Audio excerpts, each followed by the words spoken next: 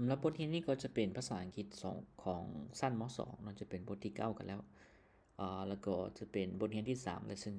3 two cities in Laos ก็คือ2เมืองเนาะ2ตัวเมือง cities แปลว่าตัวเมืองเนาะเมืองขนาดใหญ่เกินว่า cities ถ้าว่าเป็นเมืองน้อยๆเมืองต่างๆนี่เอิ้นว่า town เนาะแตกต่างกันเมืองหรือว่านครเนาะเอิ้นว่า cities โอเคบัดนี้มาเบิ่งในจุดประสงค์ของบทนี้เพิ่นของเพิ่นนำกันเนาะเพิ่นบอกว่า in this lesson students learn to describe คือพรรณนา and compare places นะ compare ก็คือการสมเทียบ places สถานที่ต่างๆซึ่งในบทที่9นี้มันจะว่าเกี่ยวกับเกี่ยวกับคำคุณนามเนาะที่เป็น adjective แล้วก็ comparative and superlative เหล่านี้แต่ว่าเนื้อหาของเพิ่นมันจะเป็นเรื่องของเกี่ยวกับเรื่องของอื่นๆหลายกว่าเนาะจะบ่ได้ลงลึกในตัวนั้นหลายเพราะเท่าใดส่วนใหญ่เพิ่นจะเอากิจกรรมอื่นมาให้เฮ็ดกันโอเคจังได๋ก็อย่าเนาะเฮาก็จะลองเข้ามาเบิ่งนำกันเพราะว่ายังมีอีกหลายสถานที่หลายเขตทางไกลต่างๆเนาะก็ยังเขียนแบบตามปึ้มตัวนี้อยู่ตามหลักสูตรของตัวนี้ซึ่งอาจารย์ก็จะมาอธิบายให้ฟังในข้อที่1จะเป็นหมวดของคำศัพท์นะภาษาอังกฤษว่า vocabulary ก็จะมีคำว่า also ในที่นี้บ่ได้แปลว่าเหมือนกันบ่also เช่นกันเนาะเช่นกัน also เช่นกันคือกัน also เหมือนกันคำศัพท์ต่อไปเนาะ business เนาะ business ก็คือธุรกิจหรือว่าเวียกต่างๆคำศัพท์ต่อไปนะคำว่า building แปลว่า building ตึกหรืออาคารเนาะจะเป็นอันว่า building city ก็คือนครหรือว่าตัวเมืองขนาดใหญ่เอิ้นว่า city เนาะเมืองที่ทันสมัยโดยเจริญเรียกว่า city เมืองหรือนครเนาะ crowded เนาะ crowded ก็คือแออัดเนาะตัวนี้จะเป็น adjective เนาะถ้าว่าเป็น comparative มันก็ใช้คำว่า more crowded แล้วก็ the most crowded จะใช้แบบนั้น center เนาะ center แปลว่าศูนย์กลางเนาะศูนย์กลางโอเค center lovely ตัวนี้เป็น adjective เนาะแปลว่าน่ารัก lovely น่ารักหลายกว่าเนาะ more lovely the most lovely น่ารักที่สุดเลยต่อไปเนาะการบริหารการคุ้มครองภาษาอังกฤษว่า administration เนาะ administration นะอันว่า administration ก็คือการจัดการการบริหารการคุ้มครองต่างๆคำศัพท์ต่อไปนะคำว่า busy ก็คือค่าเวียกยุ่งหรือว่าบ่ว่างนะ busy next one นะ computer ก็คือคอมพิวเตอร์แหละ capital แปลว่านครหลวงหรือว่าเมืองหลวงเอาใช้คำว่า capital city กับ capital นี่แตกต่างกันเนาะcity นี่อาจจะมีหลาย city แต่ว่า capital จะมีเพียงแต่ capital เดียวนครประเทศนึงจะมี1 capital แล้วก็มีหลาย city ตัวอย่างอยู่ลาวเฮาก็จะมีเนาะcity อย่างนี้สวรรณเขตบ่ไกรสอน city อาจารย์อยู่สวรรณเขตก็แม่นไกรสอน city city หลวงพระบาง city ปักเซจำปาสัก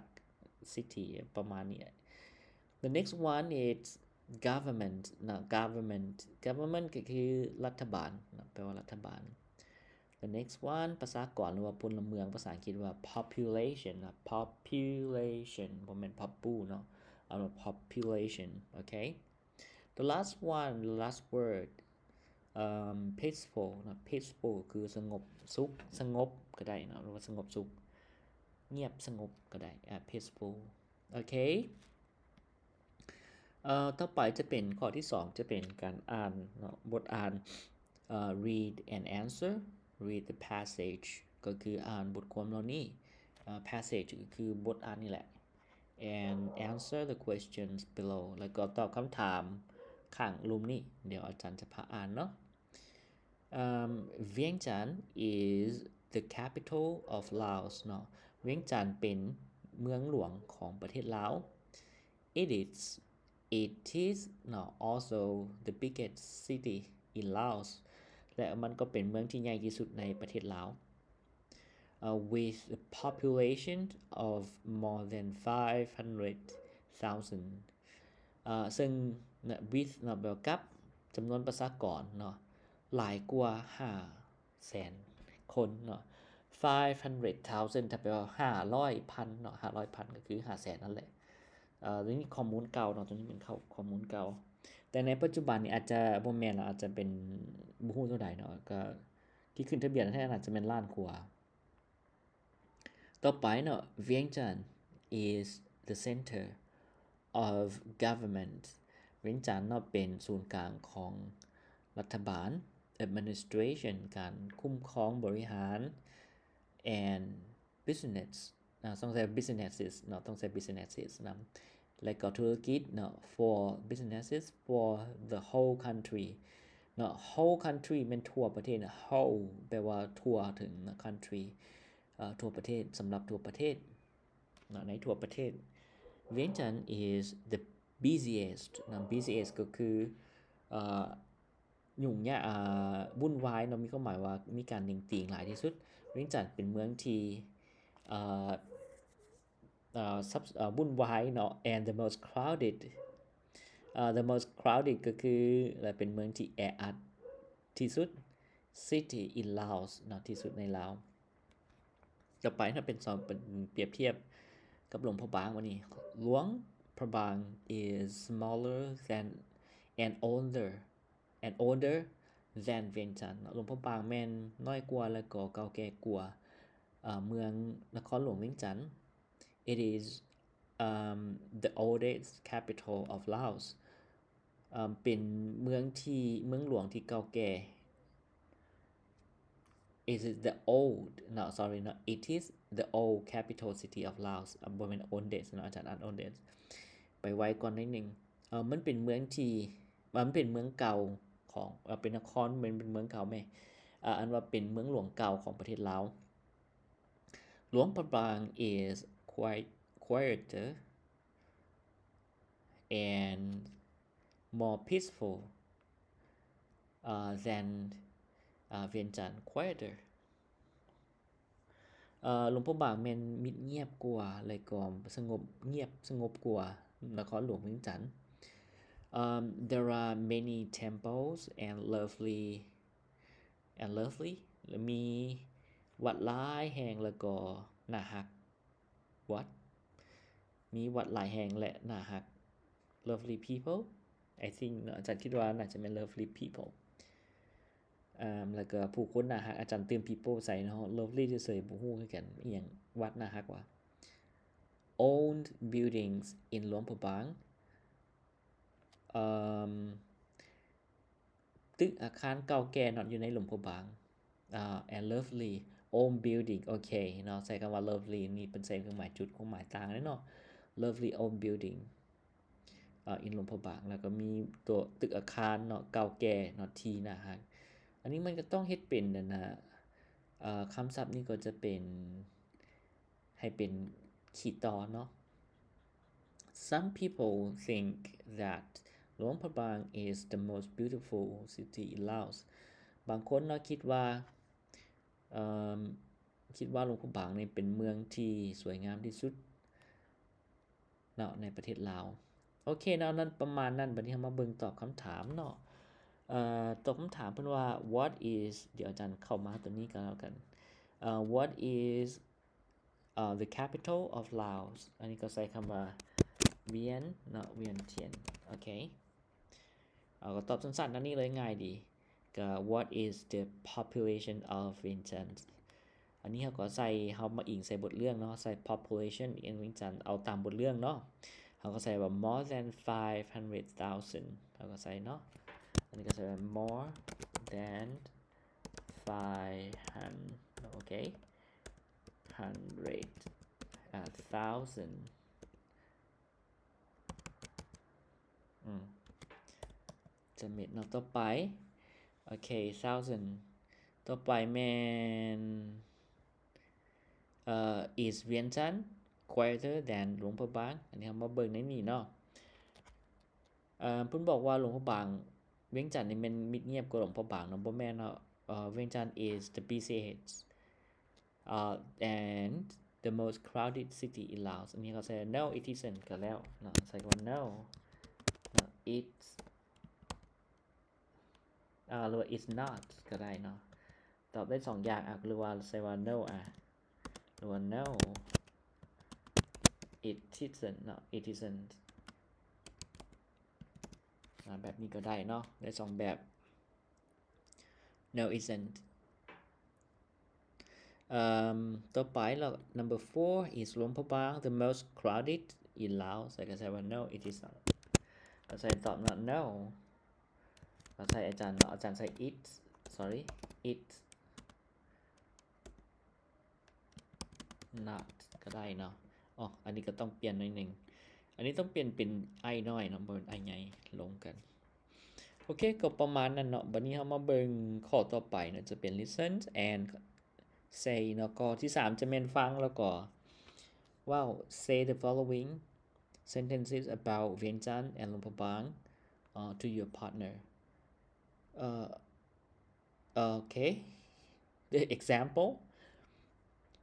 เพิ่นบอกว่านี่เนาะเว้าเนาะประโยคตอนรอไปนี่ให้กับเกี่ยวกับนครหลวงเวียงจันทน์และหลวงพระบางเนาะให้กับคู่ของเจ้า example Vientiane is the capital of Laos true okay นี่เพิ่นอยากให้ตอบ true or false เนาะแต่ว่าเพิ่นจะว่าจังได๋ดีเพิ่นบ่คำสั่งมันบ่มีแต่มาตอบนี่ก็ต้องเบิ่งคืนเนาะครูเฮาสอนก็หรือว่านักเรียนเดี๋ยวอาจารย์อธิบายให้ตื่มเลย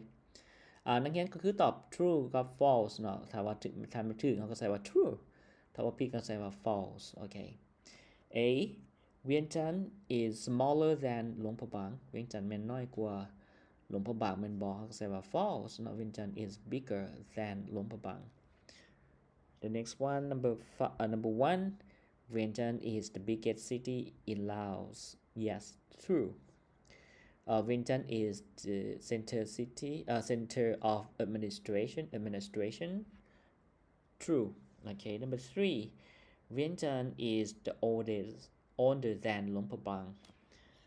เวียงจันทน์เป็นนครที่เก่าแก่กว่าหลวงพระบางแม่นบ่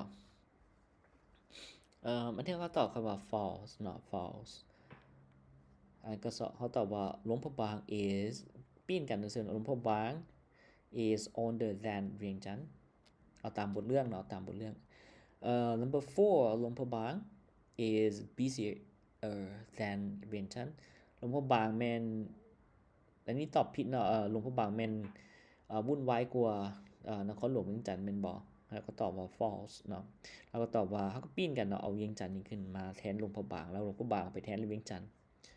okay number 5 Vientiane is more crowded than หลวงพระบางอันนี้ก็ใส่คำว่า true okay บัดนี้มาเบิ่งข้อที่4เนาะจะเป็นภาคฟังกันซึ่งอาจารย์บ่มีในนี้แต่ว่าอาจารย์จะสามารถก็ลองเดาๆเบิ่งเนาะจากบทเรื่องที่บทอ่านที่ผ่านมานะ listen and complete the missing words หลวงพระบาง is อาจารย์จะเข้ามาในนี้เนาะมาเติมให้ในนี้ก็แล้วกันในข้อที่4หลวงพระบาง is อาจารย์ใช้คำว่า smaller ต้องใส่อีกนะ smaller and older อันนี้ก็ใส่คำว่า than เนาะใส่คำว่า than เวียงจันทน์โอเคเนาะหลวงพระบางแม่นน้อยกว่าและเก่าแก่กว่านครหลวงเวียงจันทน์ It is the old capital เนาะ of นี่ก็ใส่ of not Laos เนาะเป็นเมืองเป็นนครเก่าแก่เป็นนครเก่าของประเทศลาวหรือว่าเป็นนครหลวงเก่าของประเทศลาวหลวงพระบาง is quieter than and อันนี้ก็ใส่คำว่า quieter แล้วก็ more peaceful not more peaceful than เวียงจันทน์ okay the next one there are many นี่ก็ใส่คำว่า are เข้าไป okay many temples มีหลายวัด and lovely แล้วก็นะฮะ owned อันนี้อย่าง in หลวงพระบาง own city own temple บ่ lovely own building own building in หลวงพระบางเนาะตาม There are many temples and lovely old buildings เนาะ in หลวงพระบางตามบทเรื่องเด้อเดี๋ยวอาจารย์ขยายนี้ออกก่อน Okay and the next one some people think that หลวงพระบางบางคนคิดว่าเนาะหลวงพระบาง is อันนี้ก็ใส่ว่ามีอย่างดี อาจารย์ไม่แน่ใจ beautiful city more beautiful is the most ก็ใส่ the most อาจารย์รู้ละ the most beautiful city in Laos หลวงพระบางเป็นเมืองที่งามที่สุดในประเทศลาวอาจารย์บ่แน่ใจ เนาะแล้วแต่เด้อนี่ล่ะนี่เป็นความคิดของคนโอเคต่อไปเนาะข้อที่5จะเป็นlook and say look at the pictures in the boxes and say sentences to your partner comparing two or three things เนาะก็คือบอกว่าเบิ่งในรูปภาพนี้แล้วก็ในกล่องนี้แล้วก็ว่าประโยคกับหมู่ของเจ้าเพื่อเปรียบเสมเทียบสิ่งของ2หรือ3อย่างเหล่านี้อันนี้ก็จะเป็นตัวอย่างว่า radio are cheaper than TVs radios are cheaper than TV วิทยุน่าถูกกว่าโทรทัศน์ computer are more expensive than TVs แล้วก็ computer are the most expensive ก็จะเป็นประมาณนี้เนาะอันนี้หมากไม้มันว่า apple what else papaya and banana จะสมเทียบกันเนาะใดดีอันนี้เราอาจจะใส่คำว่าapple is more expensive than banana okay papaya is more delicious than apple papaya is the most delicious fruit I think okay อันนี้อาจารย์คิดเอาเองเนาะวันนี้ต่อไปแม่นข้อที่3เป็น car bicycle and motorbikeเขาก็ใช้คำว่าเนาะตัวนี้ใช้คำว่าmotorbike okay this one bicycle is cheaper than motorbikes okay แล้วก็ตัวว่า cars are more expensive than motorbike and bicycle okay and the last one car is the most expensiveโอเคก็แล้วเนาะประมาณนั้นบัดนี้ข้อสุดท้ายข้อที่6ของเขาจะเป็น write two paragraph write two paragraphs ก็คือเขียน2วลี2วรรคว่าซั่น comparing yourself with a friend ให้เขียน2วลีเนาะเกี่ยวเพื่อเป็นการสมเทียบเปรียบเทียบตัวของเจ้าเองกับหมู่ของเจ้าน่าจะมีหัวข้อที่ดีกว่านี้เนาะโดยส่วนตัวแล้วอาจารย์บ่มักหัวข้อนี้เลยให้เป็นสมเทียบกันก็เข้าใจอยู่เนาะเป็นบทเรียนแต่ว่ามันจะบ่ค่อยดีเพราะเท่าใดเฮาอาจจะเอาเป็นตัวเมืองก็ได้เนาะหรือว่าเอาเป็นสิ่งของก็ได้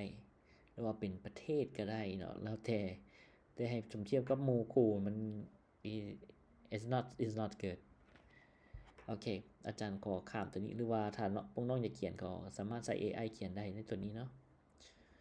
บัดนี้เฮาว่าเบิ่งข้อที่7จะเป็น puzzle เนาะ puzzle คือปริศนา find and circle find adjectives in the word square ก็คือซอกหาเนาะหาคำคุณน้ำหาคำศัพท์คุณน้ำที่อยู่ในกล่อง word square นี้ออกแบบมาแบบแซมๆเลยก็เริ่มจากคำศัพท์ที่1เนาะก็มีคำว่ายังเนาะอยู่ในนี้คำว่ายัง okay and the next one พวกเฮามีคำว่า heavy เนาะ heavy เนาะหนักยังคือนุ่ม heavy ต่อไปเนาะคำศัพท์ต่อไปอาจารย์เห็นมีก็มีคำว่า tall okay แล้วเนาะthe next one is fat เนาะตัวนี้ก็จะเป็น F A